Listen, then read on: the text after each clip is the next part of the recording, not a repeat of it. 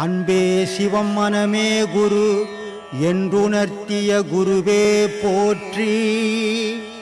எந்த மனிதனுக்கும் நடக்காது.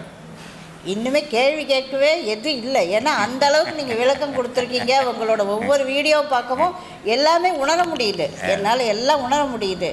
எல்லாம் சொன்னது எல்லாமே 101% சரியாக இருக்குது. ஆனால் அதை புரிஞ்சு அந்த நிலையில் போகிறதுக்கு தான் மனப்பக்குவம் வேணும். பக்குவப்படாது. ஏன்னா மனமாகப்பட்டது அது 2 இடத்துல தெரியும். ஒன்று உள்ளே சுற்றி கற்பனையை உண்டாக்கிக்கணும், இல்லை வெளியே போய் சுற்றிட்டு வந்துடும். இருக்கிற எண்ணத்தெல்லாம் ஊரில் இருக்கிற எண்ணத்தெல்லாம் எடுத்துன்னு வந்து வச்சிடும். அந்த வெளியே இருக்கிற எண்ணமெல்லாம் நமக்கு உதயமாகும். இல்லை உள்ளவே இந்த கற்பனை பண்ண எண்ணங்கள்லாம் கனவாக வந்துடும். இது 2 விதத்தில். ஆனால் இதை ஒரு விதத்தில் நீ எங்கேயும் வெளியும் போவேண்ணா, நீ எதையும் நினைக்குவேண்ணா, சும்மா உட்காந்துக்கிறன்றது தான் இந்த வேலை. சும்மா இருப்பதே சுகம். சுகம். சரி சாமி, எனக்கு இப்போ ஒரு 6 மாதமாக இந்த கை இடது டாக்டர் கிட்ட தான் போய் பார்க்கணும். இல்லை, இது அந்த வலி தீர்றதுக்கு அதுவும் கர்மா தாங்கிறா. அப்படிங்கிற எல்லாம் உடல் சம்பந்தப்பட்ட அத்தனையும் கர்மாம்மா. உடல் சம்பந்தப்பட்டது அத்தனையும் கர்மா. ஆஹா, நான் ஒரு பாவமும் பண்ணலைங்க, நான் பிறந்ததுலேருந்தே புண்ணியம் தாங்க பண்ணினுங்கிறேன்னுவான். போன பிரிவில் பண்ணலையா? பட்டினத்தார் அவ்வளோ பெரிய மகான், ராஜாவை விட பெரிய பணக்காரனாக இருந்தவன் மொத்தத்தையும் உதிரி போட்டு கோமனம் கட்டி ரோட்டுக்கு வந்துட்டான். உஜினி நாட்டில் போய் அவனுக்கு தண்டனை கொடுக்குறாங்க. அந்த கதையெல்லாம் நான் ரொம்ப பெருசாக போவோம். உஜினி நாட்டில் தண்டனை கொடுக்குறாங்க. அப்போது உஜினியில் சொல்கிறாரு, ஐயா சராசரி எனக்குன்னு எதையுமே நான் வச்சுக்கல, என் வாழ்வே நீ தான். ஆனால் எனக்கு ஒரு மனிதனால் தண்டனை கொடுக்க முடியாது, நீ தான் தண்டனை கொடுக்கணும். ஆனால் இந்த உடல் எடுத்து நான் ஒரு பாவமும் பண்ணலை. ஆனால் போன பிரிவில் நான் என்ன பாவம் பண்ணணும் தெரியல, அது இங்கே நடக்கிற மாதிரி இருக்குதுன்னு அந்த கழுகு மரமே எரிஞ்சு போயிடும். அவ்வளோ பெரிய பட்டினத்தார் சொல்கிறாரு, போன பிரிவில் செய்த பாவம் இந்த பிரிவில் நமக்கு தெரிஞ்சும் தெரியாதையும் எவ்வளோ பாவம் பண்ணிக்கிறோம். அப்போ வரதானே செய்யும், அனுபவிச்சு தானே ஆகணும். அதுக்கு மாத்திரை ஊசி போட்டுன்னு காலத்தை தள்ளிட்டு போக வேண்டியதுதாம்மா. சரி சாமி, என்ன அனைத்து விளக்கமும் கொடுத்து ரொம்ப சந்தோஷம். மனிதனோட தான் கடவுள் இருக்கிறோம். நீ மனிதனுக்கு சாப்பாடு கொடுக்குறேன்னு நினைக்கவே கூடாது. கடவுளுக்கு கொடுக்குறோன்னு நினச்சிட்டின்னாவே பேதம் வராது. மனிதனுக்கு கொடுக்குறோன்னு நினச்சிட்டின்னா பேதம் வந்துடும். இப்போ இந்த இவர் கூட சொன்னார், நான் பிராமணன் அப்படின்னார். பிராமணன்றது எது அவருக்கு? எது பிராமணன்? பிராமணன்ற பொருள் எது? அது எதை சொல்கிறார் அவர்? உடலை சொல்கிறார். அவருடைய மூச்சு பிராமணன் சொல்லுமா? அதை பாருங்க, பிராமண மூச்சு போதுன்னு சொல்ல முடியுமா? இதை பாருங்க, எஸ்சி மூச்சு போதுன்னு சொல்ல முடியுமா? இதை பாருங்க, நாய்க்கீழ் மூச்சு போதுன்னு சொல்ல முடியுமா? எல்லாம் இந்த உடலுக்கு நீ வச்சுக்கின பேரை தவிர இயற்கையான பேர் கிடையாது. இயற்கையான பேர் பிறந்த உடனே குழந்தை, வளர்ந்த உடனே இடைப்பருவம், அதுக்கு மேலே போனால் முதுமை. இவ்வளோதான். இதில் எங்கே ஜாதி இருக்குது? ஜாதின்னு நீங்கள் சொன்னதெல்லாம் நான் சொல்கிறேங்க ஐயா. அடியான மீன் பிடிக்கிற தொழில் எந்த தொழிலாக செய்தான்னம்மா? மனுஷன் தானம்மா, மனுஷன் தானே. மீன் பிடிச்சான்னா இட்லி விற்றான்னா, இட்லி இல்லை கோயிலில் போய் அபிஷேகம் பண்ணான்னா. மனுஷன்னு பார்த்துட்டீங்கன்னா வேற்றுமை வராது. ஜாதின்னு பார்த்தீங்கன்னா வேற்றுமை வந்துடும். கடவுள் மறுப்பாளன்னு சொல்லுவாங்க, கடவுள் இல்லைன்னு சொல்லுவாங்க. ஆனால் கடவுள் அவங்களுக்குள்ளே இல்லைன்னா அவங்களே இருக்க மாட்டாங்கன்னு சொல்லுவாங்க. மனிதனுக்குள்ளே கையை நீ ஏற்கிற, காலை நீ ஏற்கிற, கண்ணை நீ பார்க்குற, வாயை நீ அசைக்கிற, காதை நீ கேட்குற. உன் மூச்சை யார் ஏற்கிறது? உன் மூச்சை யாருமா ஏற்கிறாங்க? யாராவது எந்த மனுஷனா தன்னை தானே என் மூச்சை நான் தாங்க ஏற்கிறேன்னு சொல்ல முடியுமா? கடவுள் ஏற்கிறாங்க, தானாகவே இயங்குது. அதுதான் இறைவன். காற்றே கடவுள்னு அதுக்கு தான் சொல்கிறது நான். அந்த காற்றுன்னு ஒன்று இல்லைன்னா கடவுள்னு ஒன்று இருக்காது. மனுஷன் ஒருத்தன்னா கடவுள் எது? எங்கே உட்காந்து பாரு கடவுள்? புலி வந்து சொல்லுமா அதை கடவுள் போகிறாருன்னு சொல்லுமா? ஏனை சொல்லுமா அது அம்பாள் போகிறாருன்னு சொல்லுமா? இல்லை சிறுத்தவன் சொல்லுமா ஏசுநாதர் போகிறாருன்னு? இல்லை நரி வந்து சொல்லுமா நபிகள் நாயகம் போகிறாருன்னு? மனுஷன் தாம்மா சொல்லுவான். மனுஷன் இல்லைன்னா கடவுளே கிடையாது. அப்புறம் மனுஷனில் எல்லாம் எந்த ஜாதி செத்தாலும் மண்ணு துண்ண போதாடா. அப்புறம் எங்கடா ஜாதி உட்காந்துங்கதாங்க? உங்கள் ஜாதின்றது உன் மனசில் இருக்குது, இயற்கையில் இல்லை. இயற்கையில் எது இருக்குதோ அதை சந்தித்து பாருங்க. ஆனால் அந்த ஜாதி மதம்னு தலையில் வாரி போட்டுக்கணும் கொடுமை பற்றியும் தெரியாதீங்க. கடவுளை பார்க்க ஒருத்தனை ஏற்றி, ஒருத்தனை இறக்கி, ஒருத்தனை தாழ்த்தி, ஒருத்தனை வாழ்த்தி, எதுக்குடா இந்த வாழ்க்கை? மனிதனா நினச்சி வாழா, எல்லா மனிதனையும் மதிக்க கற்றுக்கடா. கடவுள் அதுதான்டா சொல்லியிருக்கிறான். கடவுளுக்கு சொல்கிறீ எந்த ஜாதி கடவுள், எந்த மதம் கடவுள்? அப்புறம் எங்கே இருக்குது இங்கே ஜாதி? ஜாதிங்கிறது தொழிலுக்காக ஆதியில் பிரிக்கப்பட்டது. அந்த ஜாதியை வச்சுக்கின்னு இன்னைக்கு அராஜகம் பொழப்பு நடத்த ஆரம்பிச்சிட்டான். ஆதியில் ஜாதின்றது ஒன்று கிடையாது, மனிதன், அவ்வளோதான். இறைவன் படித்தது மனிதன், அவ்வளோதான். இறைவன் ஒவ்வொரு ஜாதியாக படித்தானா? அதனால் ஜாதி மதத்தை மறங்க, மனுஷனை நினைங்க, சந்தோஷமாக வாழ்வீங்க. ஆத்மனசாமி நல்லா இருக்குல்ல சாமி? நல்லா இருக்கும் சாமி. எல்லாம் நல்லா இருக்குல்ல சாமி? சாமி, நம்ம சாமியை பார்க்கணும்னு எல்லாம் சொல்கிறீங்க. சாமியை பார்ப்போம், அது ஒரு நாளைக்கு. ஒரு ஐயாவை சொல்லியிருக்காது, அதை நான் நெருக்கமாக சொல்லணும்னு ஆசைப்படுறேன். ஒரு வீட்டில் 3 குழந்தைங்க இருக்குது. நல்லா சுத்தமாக இருக்குது, கண்ணெல்லாம் காதெல்லாம் அருமையாக இருக்குது. அதே எதிர் வீட்டில் 2 பிள்ளை இருக்குது, அது சில ஊனங்கள் இருக்குது. அப்போ அந்த தாயும் நம்மளுக்கு ஊனமாக பிறக்கணும்னு ஆசைப்படல, இந்த தாய் தகப்பனும் நம்மளுக்கு புள்ளல சுத்தமாக இருக்கணும்னு நினச்சி கூட பார்க்கல.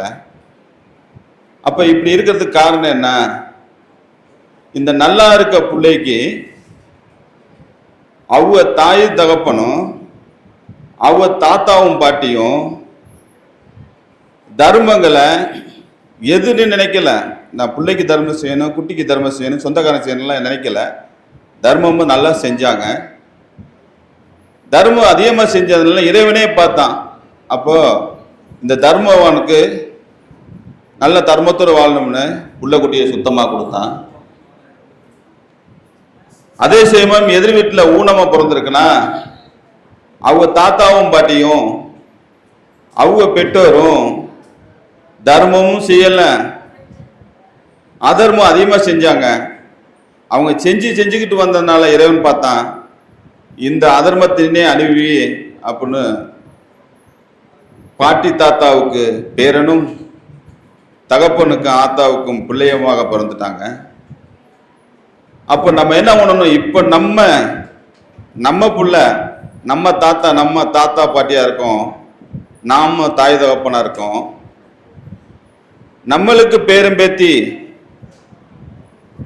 தனக்கு புள்ள குட்டி நல்லா பிறக்கணும்னா நம்ம தர்மம் செஞ்சு தான் ஆகணும். தர்மம் செஞ்சா ஒன்று பண்ணலைன்னா நம்மளுக்கு குழந்தை குட்டி தப்பா தான் பிறக்கும். இனிமேல் செஞ்சிருந்தா எனக்கு தர்மம் செய்ய ஆரம்பிக்கணும். அப்ப ஒரு உதவி செய்யறோம், நம்ம இறைவனவன் அப்புறம் பார்த்துக்குவோம்.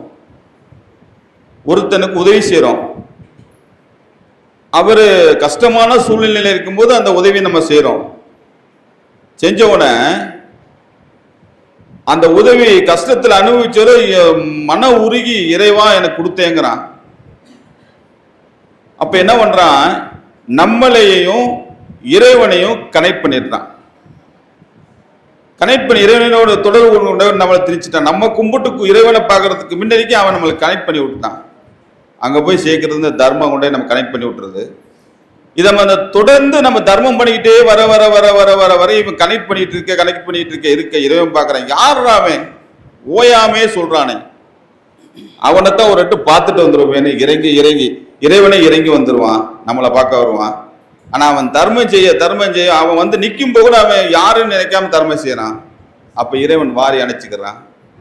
அதனால அப்படி அணைக்கப்பட்டவர் தான் நம்ம இறைவன். அவர்